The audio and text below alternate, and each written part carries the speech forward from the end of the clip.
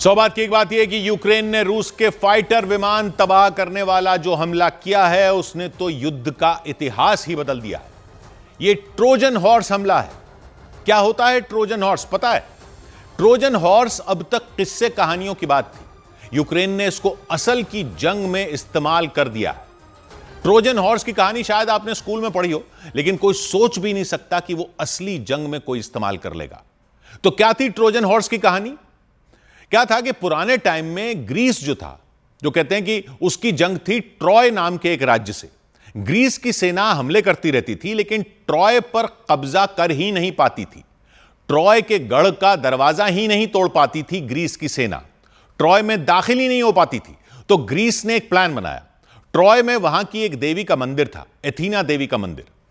तो ग्रीस की सेना ने एक विशालकाय लकड़ी का घोड़ा बनाया, बहुत बड़ा, एक बड़ी सी बिल्डिंग जितना बड़ा लकड़ी का घोड़ा बनाया और ट्रॉय राज्य के दरवाजे पर छोड़ दिया, यह कहते हुए कि यह एथीना देवी को भेंट चढ़ानी है।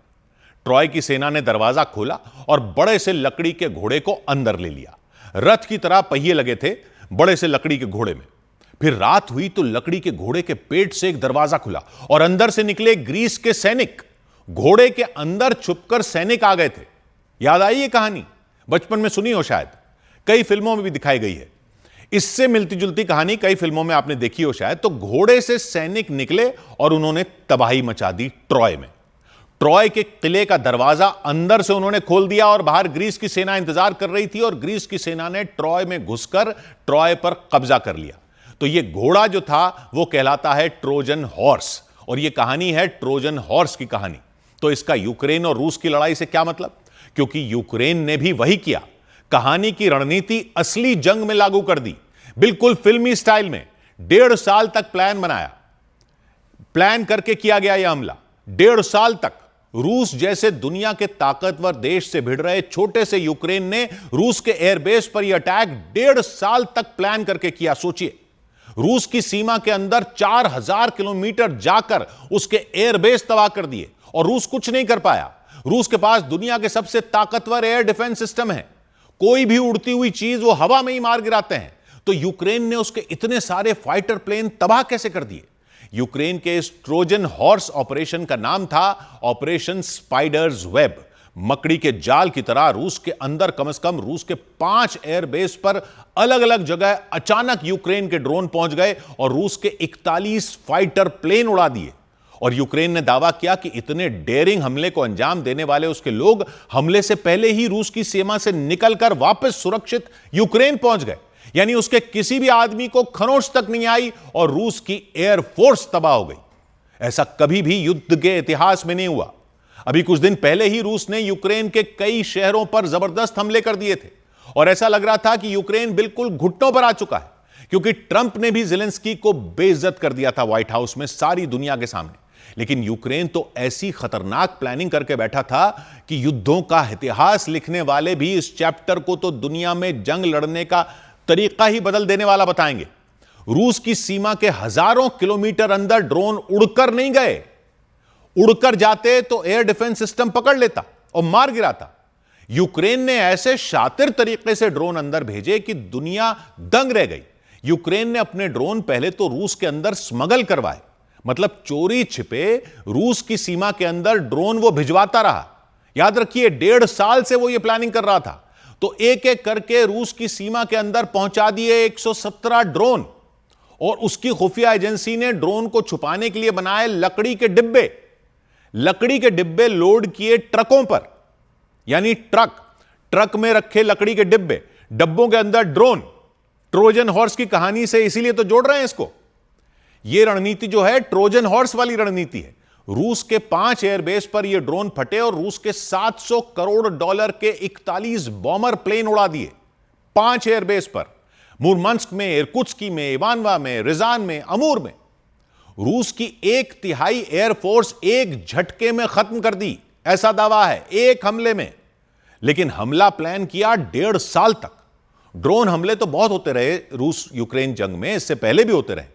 लेकिन इससे पहले यूक्रेन बड़े वाले ड्रोन भेजता था। उड़ते हुए वो रात को जाते थे, लेकिन रूस की सीमा के ज्यादा अंदर नहीं जा पाते थे। रूस के एयर डिफेंस सिस्टम ज्यादातर को हवा में मार गिराते थे। कुछ टाइम पहले आपको याद होगा कि बहुत अंदर तक मॉस्को में भी यूक्रेन के कुछ ड्रोन गए थे और हमला किया था। एक बिल्डिंग में तो नुकसान भी हुआ था। तब भी लोग हैरान हुए थे कि वहां तक उड़कर ड्रोन गया यूक्रेन से, तो पकड़ में कैसे नहीं आया। अब तो लग रहा है कि वो भी उड़कर नहीं गए होंगे ड्रोन, कहीं तब इसी वाले हमले की प्रैक्टिस तो नहीं कर रहा था यूक्रेन। अब तो ज़ेलेंस्की खुद बता रहे हैं कि इस हमले की प्लानिंग 1.5 साल से चल रही थी। और इसमें कौन कौन से ड्रोन इस्तेमाल हुए? FPV drone. एफपीवी मतलब फर्स्ट पर्सन व्यू। ये बहुत ही छोटे से ड्रोन होते हैं। इनमें बारूद होता है और एक छोटा सा कैमरा लगा होता है, और उस कैमरे से लाइव टेलीकास्ट जाता है सीधा उसको, जो ड्रोन को दूर से बैठकर कंट्रोल कर रहा होता है। यानी ड्रोन के कैमरे से जो दिख रहा होता है वो लाइव दिख रहा होता है कई किलोमीटर दूर बैठे ड्रोन चलाने वाले को। मतलब बताया तो यह जा रहा है कि रूस के ही मोबाइल नेटवर्क का इस्तेमाल कर ये लाइव फुटेज देख रहे थे यूक्रेन के ड्रोन ऑपरेटर। बताइए, फिल्मी लगता है ना सब कुछ। मतलब पहले रूस की सीमा के अंदर ड्रोन स्मगल करके पहुंचाए, फिर उनको लकड़ी के डब्बों में डालकर ट्रकों में लोड किया, फिर ट्रक में लगी हटने वाली छत, जैसे गाड़ी का सनरूफ होता है, देखा है ना, कार में सनरूफ होता है, वो बटन दबाते ही खुल जाता है, वैसी छत थी ट्रकों में। और ये ट्रक ले गए रूस के एयरबेस के पास। मतलब एयरबेस जो रूस की सीमा के हजारों किलोमीटर अंदर हैं, वहां तक ट्रक चला गया। ट्रक के अंदर लोग समझ रहे हैं कि कोई सामान वगैरह होगा, जैसे कंटेनर वाले ट्रक होते हैं। ऐसा ट्रक पहुंचा एयरबेस के पास, सीमा के हजारों किलोमीटर अंदर, और ऐसे कई सारे ट्रक कई एयरबेस के पास पहुंच गए। 1.5 साल से पूरी प्लानिंग हो रखी है। सोचिए, एक कमांड आई और कार के सनरूफ की तरह ट्रक की छत खुलनी शुरू हो गई। दूर से कोई कमांड दे रहा था, छत खुल रही है। सोचिए, छत खुलने पर अंदर लकड़ी के डब्बे से बाहर निकला छोटा सा ड्रोन। ड्रोन के कैमरे में जो दिख रहा है वो दूर बैठा यूक्रेन का ऑपरेटर देख रहा है, लाइव देख रहा है। उसके पास पूरी जानकारी है एयरबेस की कि कौन सा जहाज कहां खड़ा है। वो ड्रोन को उड़ाता है, लाइव वीडियो देखते हुए सीधा प्लेन के पास ले जाता है और बटन दबा देता, भड़ाम, ब्लास्ट। ड्रोन तबाह, प्लेन भी तबाह। ऐसे छोटे छोटे ड्रोन से 41 प्लेन उड़ा दिए रूस की एयरफोर्स के। क्या कर लेगा एयर डिफेंस सिस्टम? S-300 लगा लो, S-400 लगा लो, चाहे S-500 लगा लो, दूर से उड़कर यह ड्रोन आ ही नहीं रहा। ये तो वहीं ट्रक से निकला, उड़कर गिर गया प्लेन पर, यहां से यहां। जैसे शादी के वीडियो शूटिंग करने वाला ड्रोन होता है ना, एयर डिफेंस सिस्टम इतने छोटे से ड्रोन और इतने पास से और इतना नीचे आ चुके ड्रोन को देख ही नहीं सकता, पकड़ेगा क्या? जितने में एयर डिफेंस सिस्टम खुलेगा उतने में तो यह ड्रोन फट चुका, शादी के वीडियो बनाने वाले ड्रोन की तरह। और वैसे ही लाइव वीडियो देखकर, जैसे शादी के वीडियो देखते हैं, यूक्रेन के ऑपरेटर ने उसको प्लेन के ऊपर बैठाकर फोड़ दिया। $700 करोड़ की 1/3 एयरफोर्स उड़ा दी रूस की। युद्ध का इतिहास बदल दिया, नया इतिहास लिख दिया। लेकिन वैसे आइडिया तो इतिहास की कहानी से ही था, ट्रोजन हॉर्स की कहानी, जिसमें लकड़ी के घोड़े में सैनिक छुप कर आए थे। यहां लकड़ी के डिब्बों में बम की तरह फटने वाले, रिमोट से चलने वाले ड्रोन आए। और यह कोई कहानी नहीं थी, यह सच में कर दिखाया यूक्रेन ने। अब रूस पलटवार तो करेगा और जोरदार करेगा ऐसा भी लगता है, लेकिन जो यूक्रेन ने करके दिखाया है उससे पूरी दुनिया में हड़कंप मच गया है। कि क्या टैंकों से लड़ा जाने वाला युद्ध तो पहले ही पुरानी बात लग रही थी, लेकिन क्या फाइटर प्लेन से लड़ा जाने वाला युद्ध भी अब पुरानी बात हो गई? एक चींटी हाथी को पचाड़ सकती है कान में काटकर, यह तो सुना था। अब तो दुनिया देख रही है और इतिहास बदल रहा है।